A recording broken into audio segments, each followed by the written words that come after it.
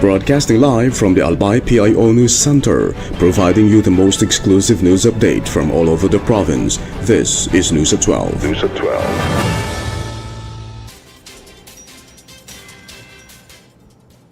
In the local scene, the Department of Health and the provincial government of Albay urged parents and guardians to observe strict safety measures to prevent drowning incidents among children as the school vacation approaches. The advisory comes as more families are expected to visit beaches, rivers, and swimming pools during the school break.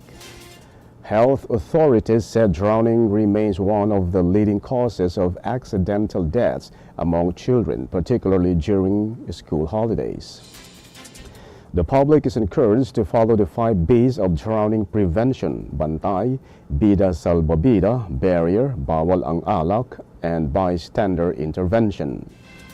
Officials also called on communities, parents, and resort operators to promote water safety awareness as families prepare for vacation activities.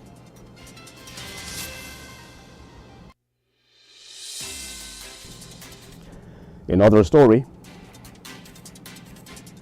more than 300 employees of the provincial government of Albay benefited from free health services during the Serbisyo para kay Juana Health Caravan. The activity was organized by the Provincial Health Office as part of the celebration of the National Women's Month. The health fair provided medical consultations, random blood sugar testing, dental services, and optical checkups for employees. A total of 356 employees availed of the services, including 226 who received medical consultations. Provincial officials said the initiative promotes health awareness and encourages regular health monitoring among government workers.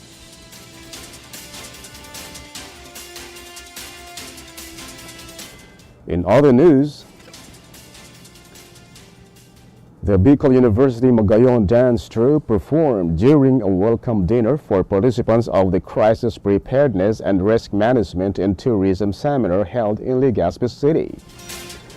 The performance was part of the opening activities of the 3-day seminar attended by more than 40 travel agencies and tour operators from across the country. The event was organized by the Tourism Promotions Board Philippines and the Department of Tourism Region 5 in partnership with the provincial government of Albay. Provincial Tourism Officer Dorothy F. Collier also presented Albay's tourism destinations and development initiatives to visiting stakeholders. The cultural performance showcased Bicolano heritage while promoting Albay as a tourism destination.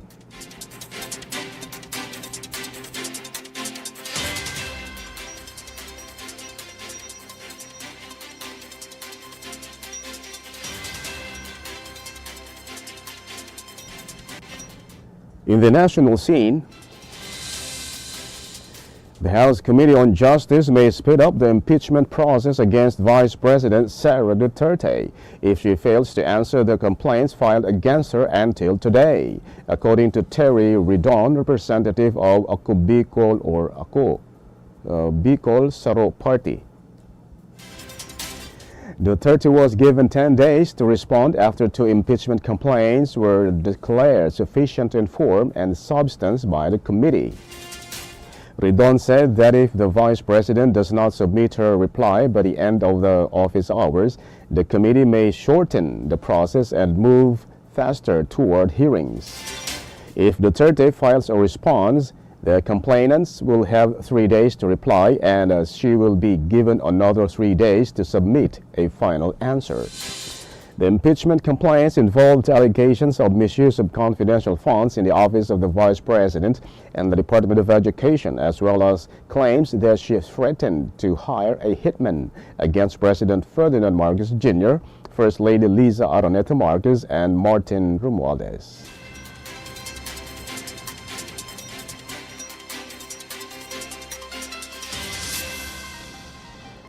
In other story,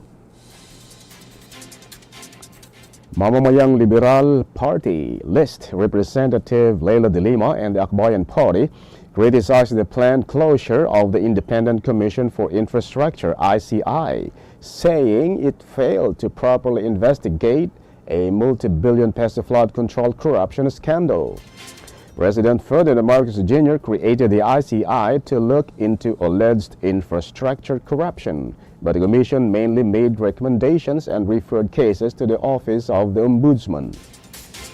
De Lima said the commission focused only on flood control projects, investigated only a few people, and that live-streamed hearings did little to ensure transparency.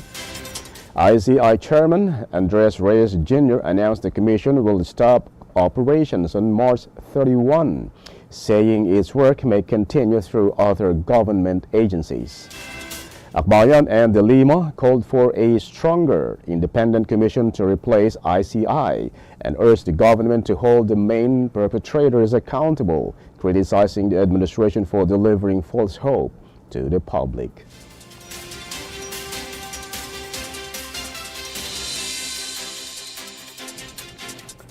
In other news, more than 300 Filipinos returned from Riyadh, Saudi Arabia, arriving at Ninoy Aquino International Airport past 7 a.m. on Sunday, March 15. The 342 repatriates included 328 overseas Filipino workers and their dependents brought home on a government-funded chartered flight organized by the Overseas Workers Welfare Administration.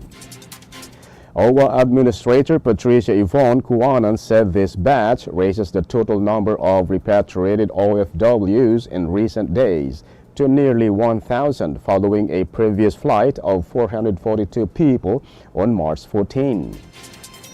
Many of the repatriates had been living in government shelters abroad or requested to come home because of the war in the Middle East, Kuanan added. Upon arrival, the returning Filipinos received food, transportation, temporary lodging, medical care, and counseling to help them adjust after their journey.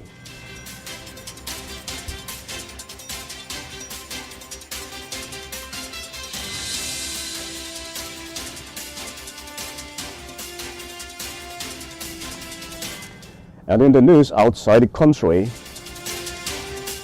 North Korea tested a new, powerful multiple rocket launcher system, firing rockets more than 360 kilometers into the East Sea, Korea's state media reported Sunday.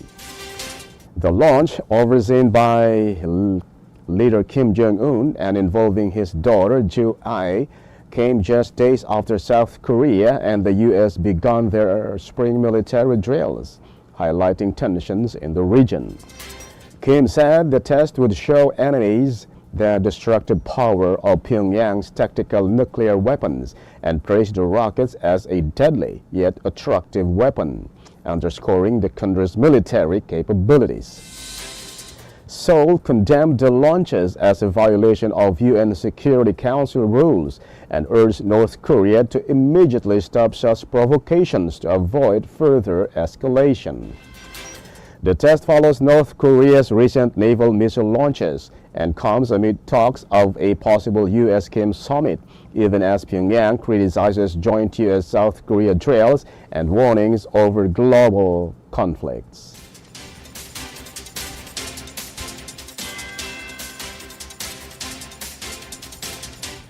In other story, a senior Japanese policy advisor said Sunday that it would be very difficult for Japan to send warships to protect oil shipping lanes in the Middle East. The comments came after U.S. President Donald Trump urged countries, including Japan, to help escort tankers through the Strait of Hormuz.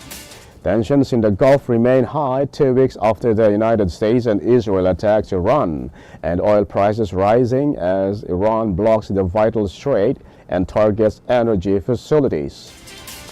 Japan imports 95% of its oil from the Middle East, with 70% of it passing through the Strait of Hormuz, which is now effectively closed. Takayuki Kobayashi, a top advisor in Prime Minister Sanae Takaichi's party, said sending Japanese warships abroad is legally possible but would require careful consideration. Takaichi is expected to visit Washington this week to meet Trump, with discussions likely to cover both Asia-Pacific security and the conflict in the Middle East.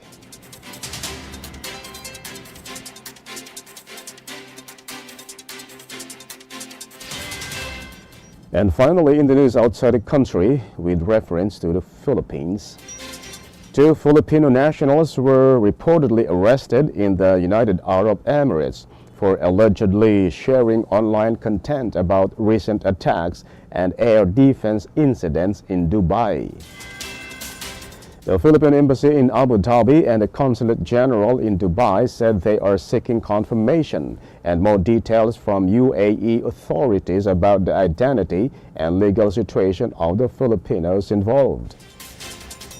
Reports said the 2 Filipinos were among 25 people of various nationalities, including Indians, Pakistanis, and Bangladeshis, arrested for posting harmful digital content. The embassy reminded Filipinos in the UAE to avoid sharing unverified security-related content and to follow official announcements and trusted news sources. That's the news at 12, March 16, 2026. We'll be back tomorrow for more news updates. Thanks to all our news writer, Albay PIO and Naomi Ruth Hernandez. And on the technical side, Ted Bobis. And our Provincial Information Officer, OIC, Marty Gonzalez. And under the supervision of our Governor, Noel E. Rizal, I am Greg Hallare. Thank you for subscribing. Albay in my heart.